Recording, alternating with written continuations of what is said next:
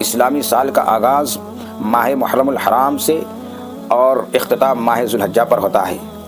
محرم الحرام سے اس کا آغاز اور ذو الحجہ پر اختتام ہونا اس بات کی علامت ہے کہ اسلامی زندگی کا شروع بھی قربانی سے اور اختتام بھی قربانی پر ہوتا ہے۔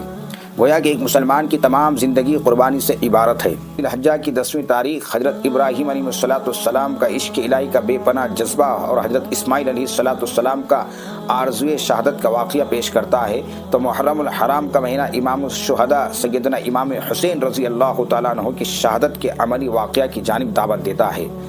گویا کہ